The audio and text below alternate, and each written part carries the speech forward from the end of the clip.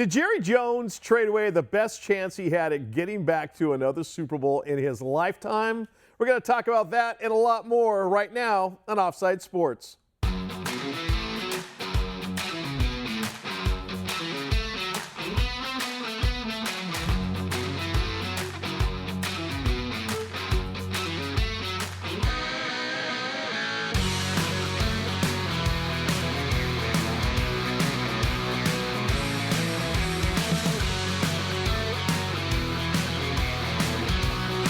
Hi, everybody, and welcome to another episode of Offside Sports, live from the Loft 100 studios in Southern California, presented by Turtlebox Audio. Waterproof and insanely loud. Check out their incredible lineup of portable speakers at turtleboxaudio.com. We sit atop our brand new Living Spaces stage. Living Spaces, buy it today, enjoy it tonight. Just click on livingspaces.com. And also a big thank you to Turf & Sons for the turf we sit upon. Turf & Sons, San Diego's #1 choice for turf insulation. Find them at turfandsons.com. Allison and Dave, how are you, my friends? Doing fantastic. Oh. Before we get into talking about the Dallas Cowboys, now that the NFL season is here, and will Jerry Jones see another Super Bowl in his lifetime, some personal family news from Offside Sports. You see his angelic face there in the opening credits every single show. CJ Stubbs, who will, I swear to God, eventually be on the program with us. But really, really, really cool news after several years in the minor leagues with the Houston Astros organization, the Washington Nationals organization. Got the call up. He did. And he's up there with the parent ball club.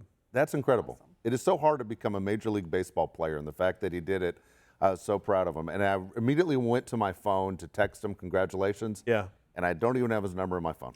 Oh, David Palet. You could DM him on Instagram like the cool kids. I text him. I said, dude, I'm so happy. You know, no pressure now. It's just the whole world that'll be watching you play baseball. And I also threw in there that the Offside Sports and our reputations are on the line based on He's how the he youth does. of our show. He is the youth of our show, that punk kid. But it is so great. And CJ, we're so happy for you. You're up there. You're finally realizing that dream. And by the way, his brother Garrett Stubbs, who has a couple World Series rings, Garrett just got called back up by the Philadelphia Phillies. So things are good in the Stubbs really good. household. Yeah, exciting. Yeah. Things are things good with the Dallas Cowboys family in the Jerry Jones household? Haven't been in 30 years. I love every minute of it. I love every minute of it. Somebody already put out on social media, Dallas Cowboys are officially eliminated from playoff contention in 2025 I've been watching the history of the Dallas Cowboys on Netflix. It's great. It is really well done. It is awesome. It is so great, and the whole cast of characters are there from when Jerry Jones first bought the Cowboys, and we know that they had the very early success. They had great drafts. The Herschel Walker trade obviously helped them, and Jerry got a couple of Super Bowl rings. But man, it is 30 plus years now since they've been back to the big game. And do we think that Dave, it's going to happen before, unfortunately, Mr. Jones kisses the earth goodbye? You know what? I'm not a Cowboy fan. I've never liked the Dallas Cowboys. The thing that turned me off was the America's team deal. Yeah. But when people think they're smarter than they are and then they fall on their face, I think we all kind of enjoy it. I think it's just human nature. Jerry, with everything he's done that has gone right with business decisions, the business decision to become the GM, to get rid of Jimmy Johnson, not let things work and just be the money guy, has really hurt this franchise. The fact that Dak Prescott is the highest paid player in the NFL is the craziest thing going, because no one would say he's a top 5 quarterback, let alone he's the highest paid guy. And they could have paid him a lot less if he would have taken care of his contract 2 years earlier. Could have paid CeeDee Lamb a lot less if he would have taken care of him. And then now you would have been stuck in a situation where you're paying Micah, you're paying CeeDee Lamb, and you're paying Dak. And let's be honest, if you had to keep one of those three, you would have kept Micah Parsons. And he just gave Deron Bland a huge contract, and he waits till the very last minute and pays these guys. Now it's gone up what their value is based off what other people are making in other teams. Sure. And you and I have had this debate. Like, does he want to win a Super Bowl?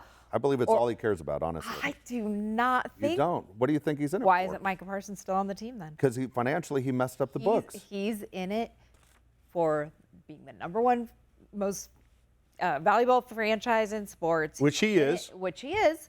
To his What credit, he loves. All the merch sales, the AT&T Stadium, the glory, the Netflix shows. That's why he's in it. I've never seen a Brinks truck follow a hearse. That's all I'm saying. It doesn't matter how much that franchise is worth. But he's got when his he passes kids. away. All the money's there for his kids to keep this all going. Yeah. I think. I think he wants to win. Yes, of course. But I don't think it's priority one. I'll be honest with you. So Jerry Jones, and the reason we asked the question, if did he trade away their best chance of getting back to a Super Bowl, is we all know defense wins championships. So Micah Parsons, who in 4 years as an NFL professional has 52.5 sacks, 200-something total tackles and assists, and literally is one of those cornerstone. We talk about franchise quarterbacks, we talk about franchise running backs. Micah Parsons is a franchise defensive end, defensive outside linebacker. So long-running contract status, and they could not come to an accord. He gets traded to the Green Bay Packers for 2 first-round draft choices, 2026 and 2027, by the way, not next year, and 30-year-old defensive tackle Kenny Clark. And a lot of people would think, my God, the Packers, I don't want to say fleeced Jerry Jones, but they obviously got the better end of that deal. And the Packers are on the come. They are. They have a That's young a young, exciting team. Young receivers, and you just did that absolutely. with your defense? Go ahead. Well, two things that I think work against Micah. I mean, is he a generational talent? Yes, he probably really is the definition of that. But I think his podcast didn't do him any favors. A lot of his teammates and coaching staff, they all took a little bit of offense to some of the things he said some of the time. But that's his brand. That's his off-the-field thing. I don't have a problem with it, but I think some people did. Also, where was Micah in the playoffs? He always just disappeared. 1 sack? Yeah, you could say that he did not But show it's up. not one-on-one guys either. You know, here's the deal. When you're the quarterback and before the play is called, I guarantee you're looking to see where was number 11 Totally. before the ball is snapped. Yeah. Where's number 11? Because he's the only guy really I'm concerned about. Yes, absolutely. So, you know, it's like whether it's a Kobe or Michael Jordan where they're getting double and triple teamed, Micah's getting the same thing on the defensive side. Most football fans, just fans, will follow the ball during a game. But true football guys, coaches, former quarterbacks, they will watch from the inside out, right? Offense, defensive line, and see the play develop. So how many people really are watching what Micah's doing beforehand? As I said, I'm not a Cowboy fan, but I will say this guy is an amazing talent. Yeah. The chances that the Cowboys are able to get a Hall of Fame player out of one of those 2 picks aren't very good. Not and good at why would you all. trade him inside the NFC? Why wouldn't you trade him to an AFC team with the only chance you have him really hurting you would be in a Super Bowl? Yeah, they're all great, valid questions about the way the Dallas Cowboys are doing business. And Allison, back to what you said about how much does Jerry really want to get back? Dave, I do believe that at his heart, Jerry Jones wants to win, and he wants to, again, get another ring. But when you look at him in the past, and now that he's been in Landman with Billy Bob Thornton, and he actually did a really good job acting. I will say that. You see him in the episode of Entourage. Yeah. The one that Sean Merriman showed up, and people were like, what the hell are you doing there? We understand it's Jerry Jones, but what are you doing, lights out? No, it does beg the question, where is the mindset? Is it completely winning, or is it, let's win, but let's have some limelight, and let's all, the Cowboys and, the star in America's team and things like that. So it's just, I think it's got to be really frustrating to be a Dallas Cowboys fan this season, because you've got to think in the back of your head, they're going to be okay, but you look at the Eagles in that division, and then you look at the rest of the power in the NFC. And the Commanders in their division. Thank you, the Commanders as well. Great point, Allison. And it's got to be disheartening to go into the season thinking, yeah, they'll be competitive in some games, but there's no way in hell this team's getting Super Bowl. All right, well, let me ask you as football fans, how long do the Cowboys remain the #1 brand? Is that our lifetime? Is that the Kansas City Chiefs on the way? I mean, Patrick Mahomes still has years to play. Yeah. The Chiefs have really made a dent in this league for a number of years now, and whether it's the Chiefs, whether it's the Steelers, whether it's the Raiders, you're talking about teams now with national brands.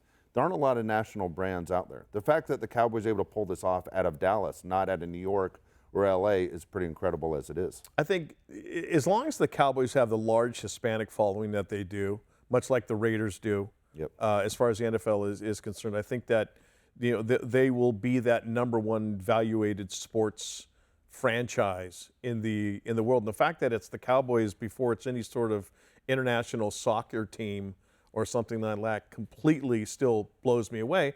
But it shows you the power of the NFL, and it also shows you why Roger Goodell and the NFL continue to have games overseas and things like that. We know the media has a lot to do with what the Dallas Cowboys are. Every NFL show starts with the Dallas Cowboys, no matter what, which becomes very frustrating if you aren't a Cowboys fan and you're a football fan. But what Jerry Jones did, by the way, negotiating with Micah Parsons without his agent, a real players' union would have been in the door saying, hey, there's a lawsuit coming, because this is Jerry's move. You're supposed to have representation. He didn't get it. The Kansas City Chiefs are still favored to get back to the postseason this year, but how far can they go? And is their time of dominance beginning to dwindle, Dave Palet? We'll discuss as Offside Sports rolls on right after this.